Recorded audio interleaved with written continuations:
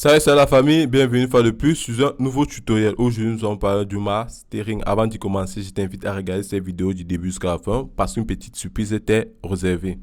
Comme je disais tantôt, nous allons parler du mastering.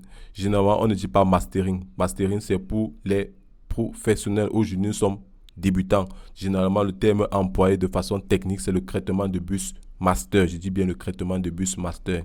Généralement, dans nos traitements de bus master, quels sont les éléments qu'on applique généralement? Nous avons l'égaliseur, nous avons les harmonies, nous avons la saturation, nous avons la compression, nous avons le limiteur, nous avons aussi l'image stéréo. Aujourd'hui, je vais vous donner deux techniques sur ces grands chapitres que je viens de citer concernant l'égaliseur et concernant l'image stéréo. Comment traiter cela?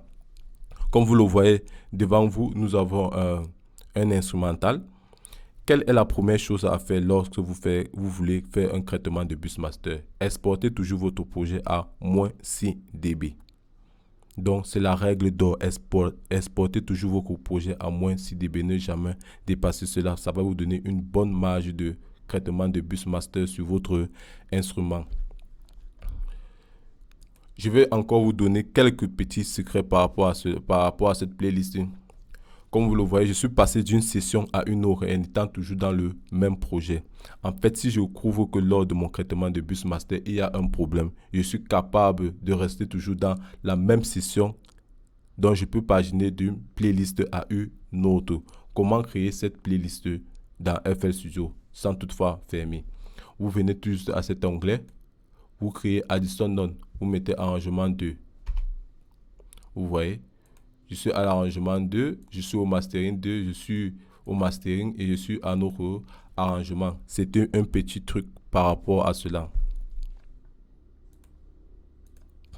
Comme je disais tantôt, nous allons parler de l'égalisation et de l'image stéréo.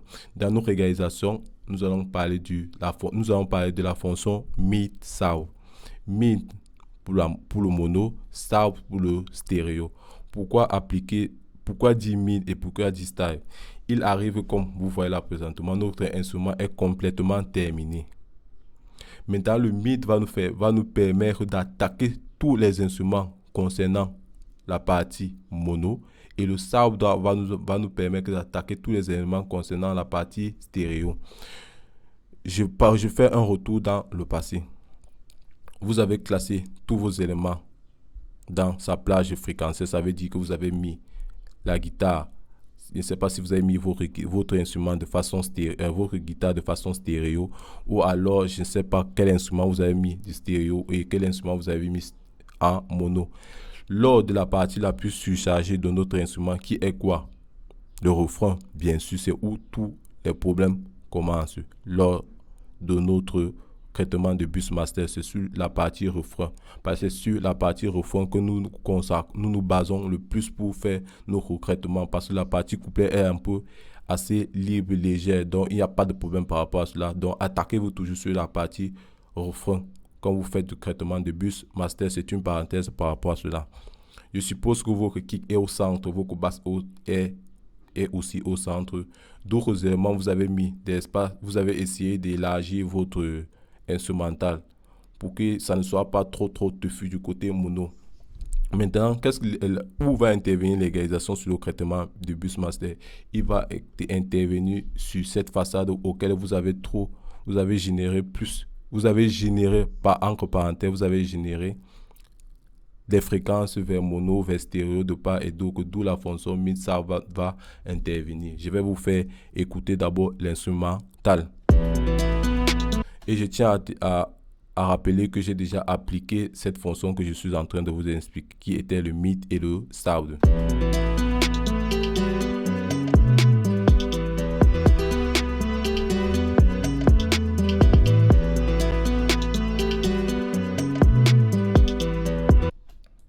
Maintenant, nous allons directement aller sur notre traitement de bus master. Nous allons voir les éléments ci-dessus.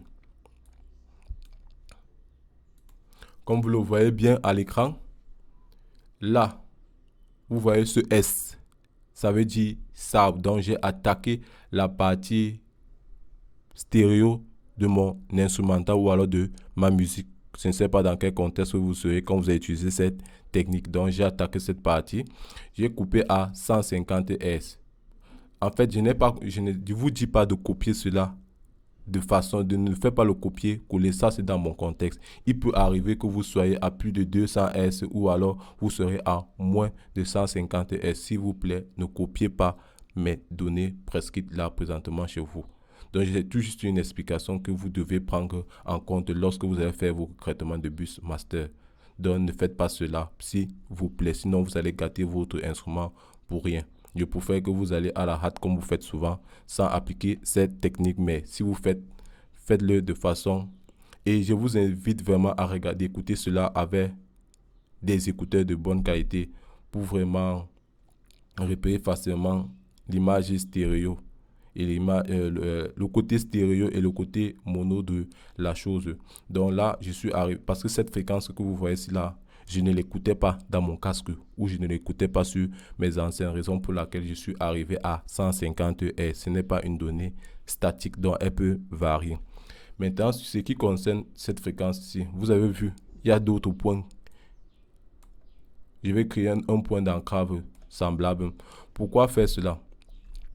Comme vous avez bien réparti vos instruments dans votre mixage, malgré avoir fait cela, il y a toujours certaines fréquences qui vont être en conflit. Je parle par exemple sur cette zone-ci-là.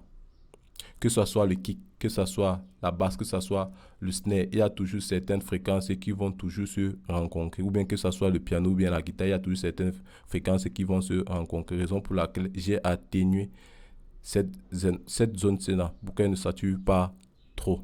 Donc, écoutez ce que je suis en train de dire. Essayez de reproduire cela de façon pratique, pas en copiant, mais donnez s'il vous plaît. Ne copiez pas ces données-là. C'est juste une explication que je suis en train de vous faire part. Maintenant, comme je l'ai fait, je vais revenir au départ. Comme j'ai additionné, comme je vous ai parlé de cette atténuation-là que nous avons fait. Maintenant, nous passons sur ce côté où j'ai coupé sur cette fréquence-ci. Je l'ai coupé de façon sur la part, sur le côté stéréo, pardon. En fait, pourquoi j'ai copié ça du côté stéréo? Là, il n'était plus audible. Donc, raison pour laquelle je l'ai copié à 20 Hz. Dans cette partie, moi, je ne l'écoutais plus. Normalement, raison pour laquelle je l'ai coupé. Vous voyez un peu la chose. C'était ce qui concerne la partie mid et ce qui concerne la partie start. Maintenant, nous allons créer notre image stéréo. Comme vous le voyez, je vais remettre cette fréquence à 0.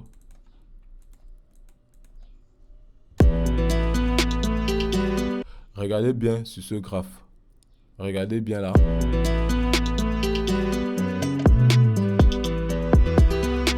Vous convenez avec moi que malgré que nous avons espacé nos fréquences dans notre mixage, nous avons donné chaque plage fréquentielle à un instrument. Jusqu'à là, il y a toujours d'autres instruments qui sont têtus entre parenthèses, raison pour laquelle j'ai utilisé le traitement d'image stéréo. Je voudrais que mon kick, ma basse soit au net milieu.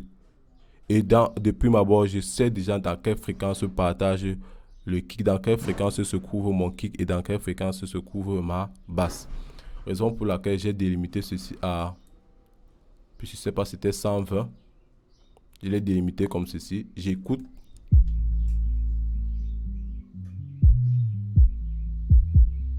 Là, vous ne pouvez, je ne sais pas si vous avez un bon casque, vous allez écouter ce qui se passe. Là, maintenant, je le diminue sur cette bande-ci.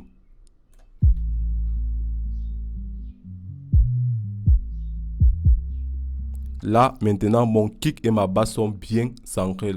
Donc, je n'aurai plus trop de boudéement au bas du spectre. Donc, ça ne serait plus trop lourd. Donc, ça va être, ce kick et mon snare va taper net au centre. C'était une parenthèse par rapport à ces deux sujets. J'espère que la vidéo t'a plu. Si tu n'as pas compris, fais-moi part dans les commentaires. J'y serai de répondre. Comme d'hab, si tu es nouveau sur la chaîne et que tu as aimé cette information, je t'invite à t'abonner, à liker, à partager et surtout à activer les clés de notification pour ne rien rater. Comme surprise, je disais tantôt que je mets toujours, il y a toujours les liens de description, les liens dans la description de 3 plugins gratuits. Je dis complètement gratuit, tu n'as pas besoin de craquer. Ceux-là, ils sont à ta disposition. Si tu as aimé la vidéo, abonne-toi, tu commentes, tu partages, tu likes et surtout les clés de notification pour ne pas rater mes prochaines vidéos. Et si ce sujet t'a aidé, fais-moi part dans les commentaires. Je vais pousser secrètement plus loin. C'était Athias Dieu, c'était un tuto authentique. Je vous dis à plus pour une nouvelle session de traitement de bus master. Sur cela, portez-vous bien. Ciao.